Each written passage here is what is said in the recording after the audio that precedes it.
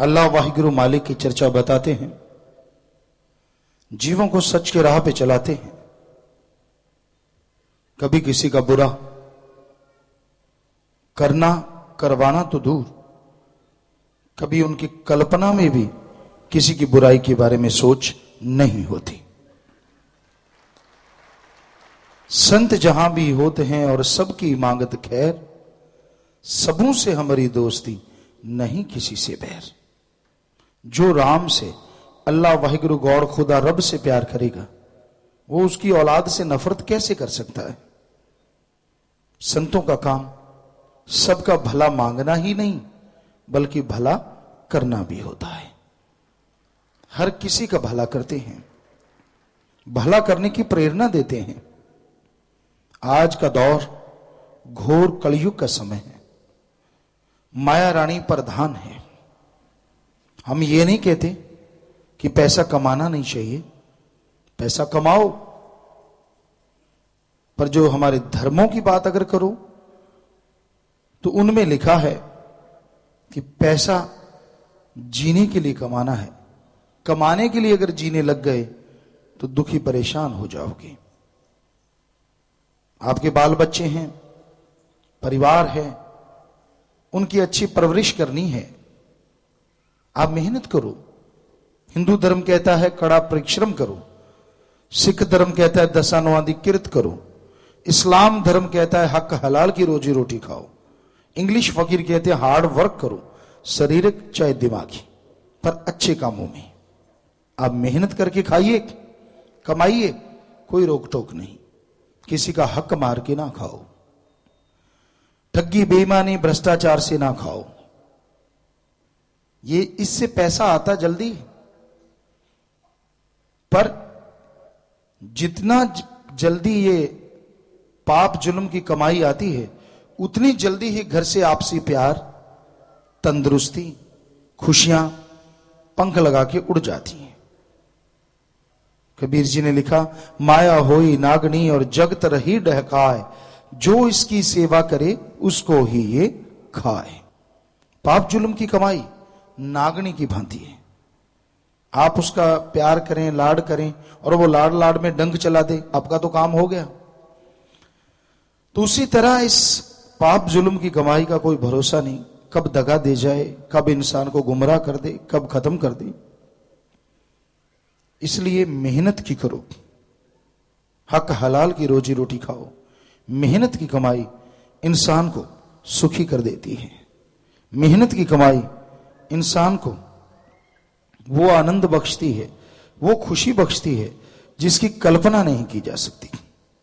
इसलिए मेहनत की करके खाने वालों को मालिक तमाम बरकतें देता है, खुशियां देता है। आपको एक बात सुनाते हैं जो 100% सच है।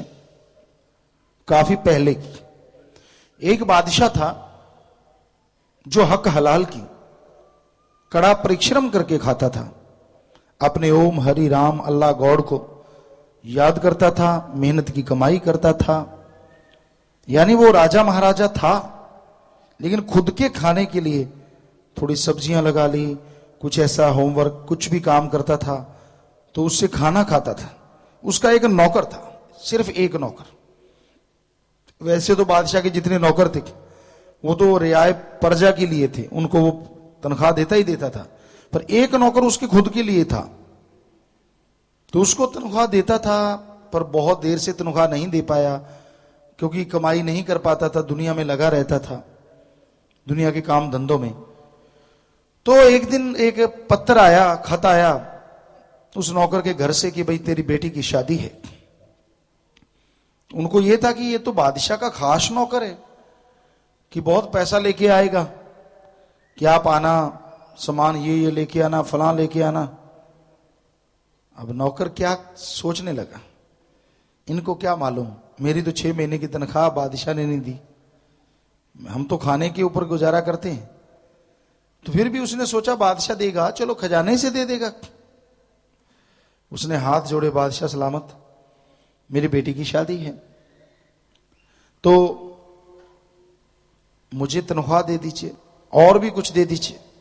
बादशाह सोचों में पड़ गया कहने लगा तेरे को तो पता है मैं इस खजाने में से एक पैसा नहीं लेता अपने लिए और तू मेरा नौकर है। कहता जी वो तो मुझे पता है। कहने लगा ठीक है मैं मेहनत करता हूं आज तेरे लिए। मेहनत की, मालिक अल्लाह राम को याद किया, 2 अशरफियां हो गई।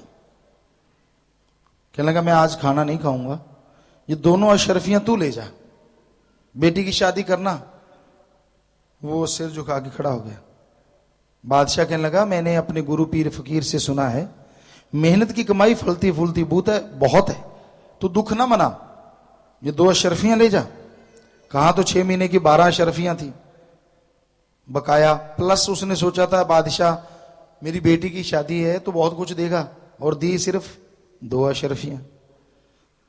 उसने कहा जी अब बादशाह के सामने बोले तो कौन बोले, सिर झुकाया चुपचाप, ठीक है बादशाह सलामत मैं जा रहा हूं, घोड़ा ले जा भाई मेरा ले जा घोड़ा, ठीक है जी। वो ले गया, फिर भी बहुत लंबा सफर था, तो उसने कहा मैं घोड़ा भी नहीं ले जाऊंगा आपका, आपको मैं क्यों तकलीफ दूं, तो वो पैदल ही चल पड़ा। उसने सोचा बादशाह कि उस इलाके में अनार बहुत होते थे, बहुत ही बढ़िया, और तो क्या रंग लगाऊंगा इन 2 अशरफियों का, अब 3-4 दिन का सफर है, अनार हैं जो खराब नहीं होंगे, तो अनार ले जाता हूं बच्चे खुश हो जाएंगे। उसने अनार की पोटली ली, 2 अशरफियों में जितने आते थे तो वो ले लिए, अपने बादशाह का राज्य पार हो गया, आगे एक और बादशाह का राज्य था, उसको क्रॉस करके उससे आगे उसका घर था। तो वो जब दूसरे राजा की सीमा में पहुंचा, अंदर से गालियां दे रहा था, मार दिए, बर्बाद कर दिए, बड़ा आया हक हलाल कड़ा परिश्रम करने वाला, बेटी मेरी की शादी, मैं बादशाह का खास नौकर, ये जा रहा हूं फटे हाल, कुछ भी नहीं है। तो अब मन तो ऐसा होता ही है ना, फिर कैसे ना हो। वहां पहुंचा तो डिंडोरा पीटा जा रहा था कि कोई बादशाह की बेटी को बचाए, उसको बादशाह बहुत इनाम देंगे। उसने पूछा भाई कैसे, कहते वैद्य जी ने कहा है बादशाह की लड़की मुर्शिद है कोमा में, आज के टाइम में कहे तो कोमा में है, तो उसको अनार का जूस चाहिए दवाई के लिए, वो कहीं नहीं मिल रहा, और चाहिए भी अभी वरना लड़की मर जाएगी। वो कहता मुझे बादशाह के पास लेके चलो। कहता क्या है तेरे पास, कहता नहीं मुझे लेके चलो मैं उसको जिंदा कर दूंगा। उसने बताया नहीं कि अनार है, उसको पता था अगर मैंने इसको दे दिए मुझे कौन पूछेगा, क्योंकि वो भी बादशाह के पास ही आया था ना। नंबर बनाने वाले नंबर बनाते हैं, ये थोड़े बताते मुझे फलां आदमी ने सलाह दी थी, वो तो कहते मैंने ये किया, ये नहीं बताएंगे कि मुझे उसने बताया था। हर जगह है ऐसा, आज भी है।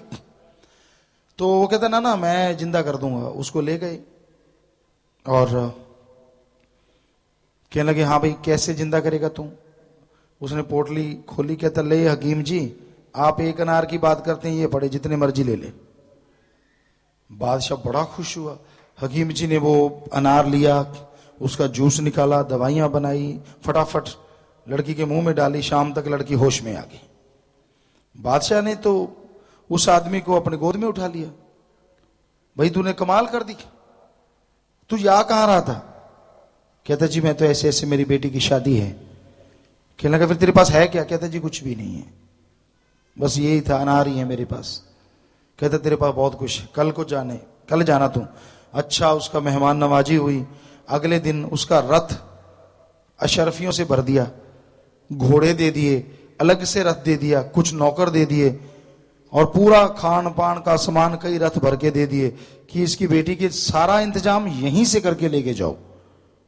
तो बड़े धूमधाम से उसकी बेटी की शादी हुई और वो अपने बादशाह के पास आया और पांव पे गिर गया कि बादशाह सलामत। हक हलाल की कमाई में वाकई इतनी बरकत होती है जो आदमी सोच भी नहीं सकता। और ये आज भी सही है, चाहे कितना ही भ्रष्टाचार का युग है, कितना ही बेईमानी का टाइम है, आज भी हक हलाल मेहनत की कमाई। हमने अपनी आंखों से हमारे पिताजी जिन्होंने हमें जन्म दिया, जन्मदाता, उनको कमाते देखा, उनको यही कमाई करते। सारा दिन 5 नौकर होते थे, बहुत बड़ा घराना था, लेकिन सारा दिन खुद फावड़ा लेके जो भी खेती बाड़ी का काम बराबर करते थे उनके, तो उनकी कमाई ऐसी फलती फूलती कहने सुनने से परे। और आज आप देख ही रहे हैं तो कहने का मतलब यही, हमने अपनी आंखों से इस युग में भी हक हलाल मेहनत की कमाई को फलते फूलते देखा है और बेईमानी करने वालों को पल में लुढ़कते देखा है।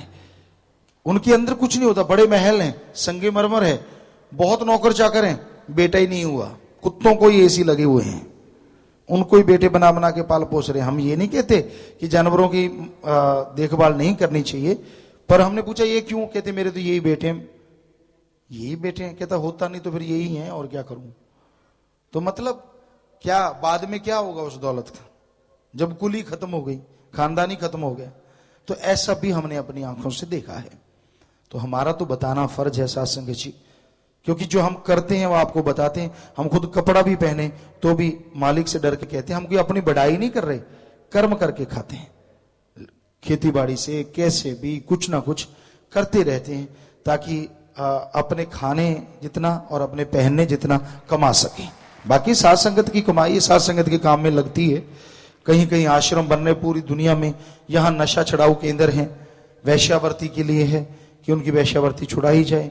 जगह जगह केंद्र बन रहे हैं और ये केंद्र किसी के पर्सनल नहीं है, ये सब आश्रम के लिए हैं और सब जगह पे सर्व धर्म के लोग आते हैं और नशे छुड़ाना 72 मानवता भलाई के कार्य वहां से सुचारू रूप से चलाए जाते हैं। तो प्यारी सत्संग जियो, यही साईं मस्ताना जी महाराज का रास्ता है, इसी पे चलना सिखाते हैं। आप बड़े हो या छोटे हो, अपने आप को नकारा ना समझो, मेहनत करो, कर्म जोगी बनो, मालिक आपका साथ देंगे और अंदर बाहर खुशियों से आप लबरेज एक दिन जरूर हो जाएंगे। क्योंकि मेहनत की कमाई में जो संतुष्टि आती है, खुद करके खाने में जो मजा होता है ना। कई बार पेपर देने जाते पढ़ते, वहां खाना बनता, अब कईयों हमें तो सतगुरु की रहमत ही सब कर लेते थे, क्योंकि अपने आदत थी कि जब भी मालिक का टैलेंट था, घर में तो नहीं बनाते थे लेकिन जब भी जाते थे तो बना लेते थे। कई बच्चे ऐसे थे जिनको नहीं आता था, हम 4-5 लोग एक साथ कई जगह रहते तो वो बनाते और कई बार रोटियां जल जाती, सब्जी भी अच्छी ना बनती, कहते बड़ी स्वाद लग रही है। स्वाद तो लगेगी, अब बुरा किसको कहोगे जब खुद बनाई है। और दूसरी जो खुद के हाथों की बनी होती है ना, नेचुरली स्वाद भी बड़ी लगती है। भी चीज आप लीजिए, मेहनत करेंगे चाहे थोड़े से कमा लीजिए, और उसका जब कुछ कोई चीज आती है ना, बड़ा अच्छा लगता है। लेकिन अगर आप हराम की खाने के आदी हो जाते हैं तो फिर मेहनत करने को दिल नहीं करता। चाहे कितने दुखी हो, कितनी गोलियां खानी पड़े, कितनी बीमारियां लगी रहे, कोई फर्क नहीं पड़ता, पर आदत पड़ गई हराम की खाने की।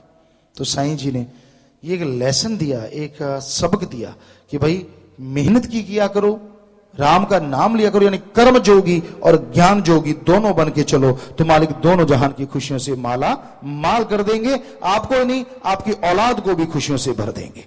ये धर्मों का सार है, ये धर्मों का निचोड़ है।